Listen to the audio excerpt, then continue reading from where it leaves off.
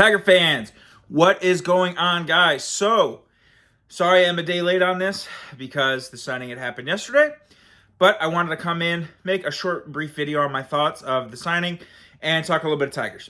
Okay, so yesterday the Tigers had agreed with Jack Flaherty for a one-year, $14 million contract with, if it meets his incentives, which I don't know what they are. I'd imagine it's probably innings pitched, maybe strikeouts, certain ERA barometers, whatnot.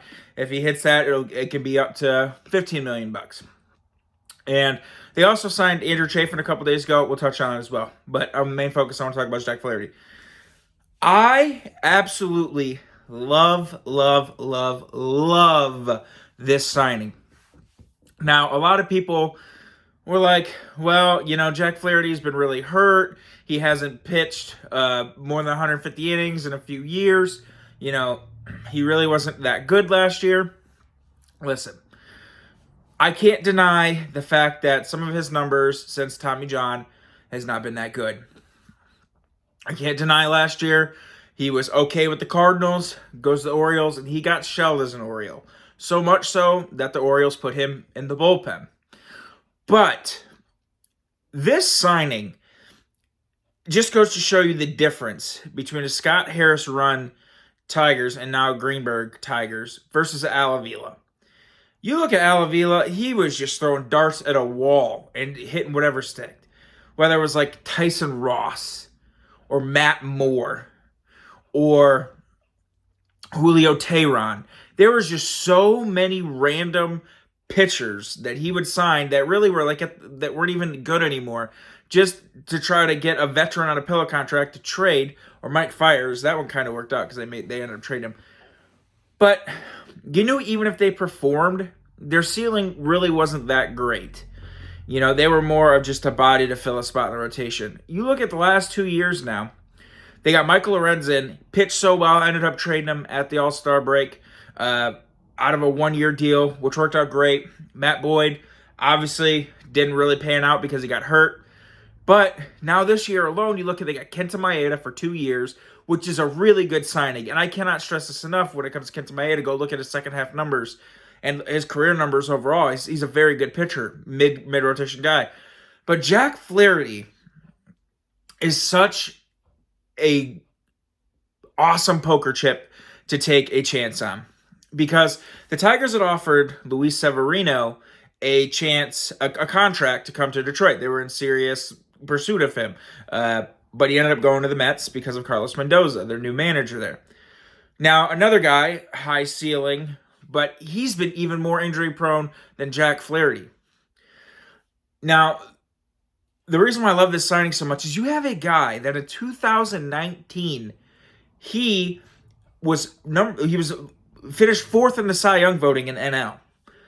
This guy has such a high ceiling and such a high potential to be a guy that if he even pitches to three-quarter to half as good as he pitched in 2019, you have a solid number 2 starter in your rotation. To now add depth to a rotation that you're getting back Casey Mize. You have Reese Olson.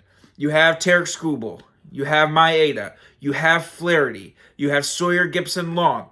So, like, you got a bunch of different starters that are not, Tarek Skubal. I mean, you have a bunch of different starters, and you actually have some rotation depth, and you actually have some pieces there that are halfway worth a shit. I mean, you look at the last 2 years, how injured the rotation has been. Look at him in mid-season this year when Matt Boyd went down. They were having almost 2 bullpen days a week because the rotation got so thin. Because Alex Faedo couldn't cut it. He ended up getting demoted to the bullpen. Joey Wentz was just a walking gopher ball. I mean, they really needed help. And then Reese Olson came up, struggled a little bit, but pitched really good down the stretch. Flaherty has such a high upside, and it's a one-year deal. It's for $14 million. Guys, there's no such thing as a bad one-year contract. This is a guy that when he's good, he's great. This is a super low-risk, high-reward signing. Now, burn bright can burn out. Can burn out bright. You know, the brighter you burn, the easier it is to burn out. Simple as that. We've seen plenty of guys come in the league, have a good couple of years, get hurt, never really can recapture their form and are kind of like maybe half as good or become a shell of themselves of what they were when they first came in the league when they were really good. But Flaherty last year did show spurts with the Cardinals of showing some more of his 2019 self. And I want you guys to take a look at his numbers. When he got hurt, he was pitching really well. I think he had like a 3.3 ERA when he got hurt and he had to have that Tommy John surgery. He then comes back. He's recovering from Tommy John surgery, so his numbers were crap. And he started to pitch better last year and then, got traded and then pitched horribly for the Orioles. You have this staff. Chris Fetter is like a pitching whisperer. I don't know what it is. I mean, look what they did for Michael Lorenzen last year. Michael Lorenzen left this organization and publicly said when he was traded that he felt like the Tigers had made him the best pitcher he had ever been when it came to his cutting down his repertoire and really working on his slider. Now you bring Jack Flaherty in, who, like I said, he was finished fourth in the Cy Young voting in 2019. Unfortunately got hurt, but, now he's a couple years removed from Tommy John. You give him Chris Fetter. You give him an organization that is all about changing pitch grips, all about changing pitchers' repertoires to be more effective, all about, getting the most out of pitchers that are struggling and helping them advance. I mean, look what they did in the minor leagues for Sawyer Gipson-Long. He ended up coming up to the big leagues because of it, because they changed his repertoire and they changed his grip. Like I said with Michael Lorenzen, this is an organization that over the last couple of years, now with Scott Harris and this staff, this is a perfect signing. This is a perfect fit. You add depth. You get somebody that has top-end potential for only $14 million. And you know something? Say he comes out this year and he's like Michael Lorenzen, he's an all-star and he walks next year. Who cares? Who cares? Because you know something? The Tigers right now are adding pieces that can legitimately help them compete for the AL Central. And I said it. And I'm going to say it. They could compete for the AL Central. Because last year, they could have competed for the AL Central last year because the division was so bad. Minnesota, no one wanted that division for 3/4 of the year. Minnesota finally took it over in the last month. That division as a whole is very mediocre. Where they sit as a team and where they progressed last year, you only need 10 more wins to win the division. They were at 78 wins. They only need 10 more wins to win the division.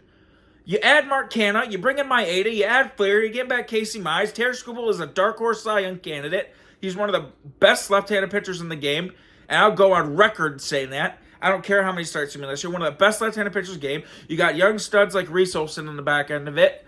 Hopefully Matt Manning can finally not get hit in the foot by pitches. Torkelson broke out and finally showed his power. You get hopefully 140 games out of Riley Gray. Kerry Bonds is in your lineup, came out of nowhere. If he didn't slump off, he probably would have hit 30. Jake Rogers hit 20 home runs.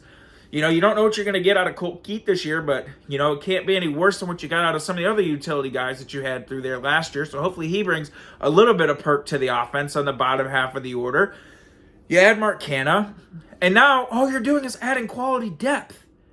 I love this move. Now, I'm not trying to say like they're like a great team and they're going to compete with the Yankees and the Astros and all that stuff. No. We're competing in a division that is like the Special Olympics division of the MLB, just flat out.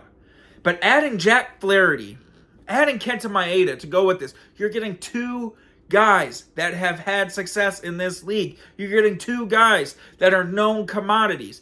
Mind you, Flaherty coming off a little bit of up and downish since his 2019 season and some injury history, perfectly fine. And it could go either or which way. He's either going to start going back to where he was in 2019, or he could continue to regress and he could be hurt and it could be for nothing. But you put your name in the hat, you bought a lottery ticket, and you might get something out of it. And for $14 million to add him to this rotation, to add another arm, I see nothing wrong with this. Hell of a signing.